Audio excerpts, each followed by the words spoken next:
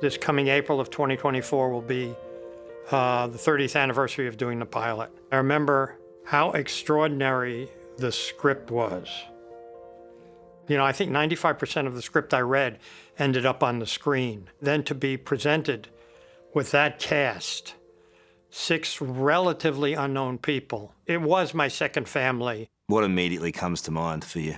I go back to, those thoughts of that first year of Friends. I remember, just having a ball with them. They were 20 years younger than me. They were my 20-year-old kids. I had a larger dressing room than they had, so they would use my dressing room to play poker.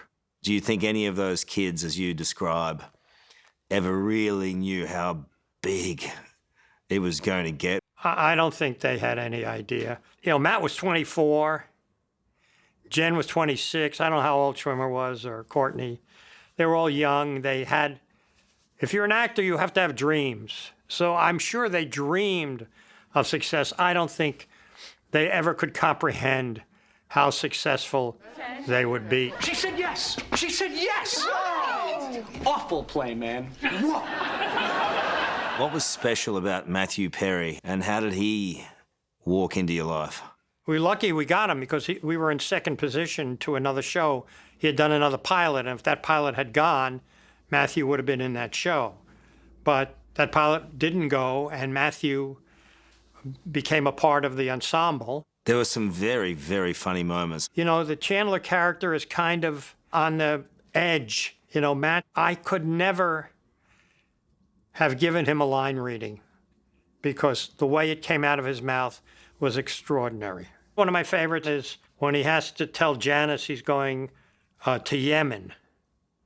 He has to pretend to go to Yemen.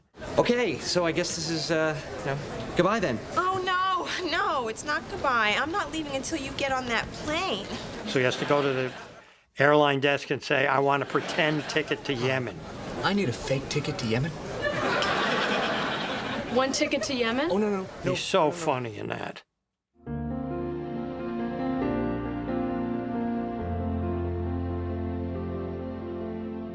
How far along was it, Jim, when people started to notice, because it was such a tight group, right, that he was having some difficulties? I'm not exactly sure. I know they were very protective of him. They took care of him.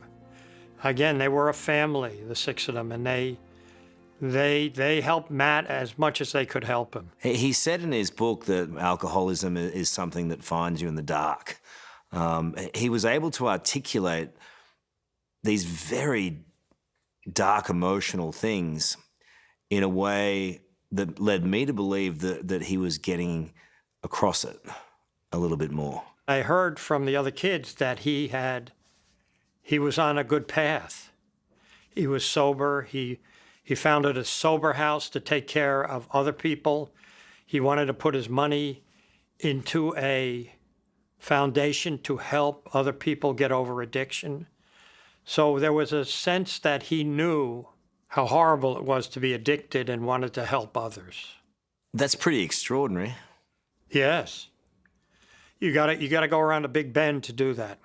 I think everyone saw him as flawed, but in some way, and this is just reading it from the outside, from so far away, we felt like there were people there for him. I don't know how much of that in the end was true, but I think that was part of the reason why we loved him, that he was flawed, but we always were rooting for him. I think that's probably true because you fell in love with him. The audience fell in love with all of them, especially Matt. And what happened to Matt? We don't know. We're hopefully we'll know soon. I don't know what happened. I don't know. It's just. I felt incredibly sad, which it is incredibly sad. We can see how hard it is for you, to talk about some aspects of this. Again, appreciate you doing that because we get an insight into what the dude was like. Yeah, everybody's still shocked. You didn't want it to happen. Thanks for being with us. Shall we go have a beer? Yeah, I wish I could have a beer with you now. It's heavy.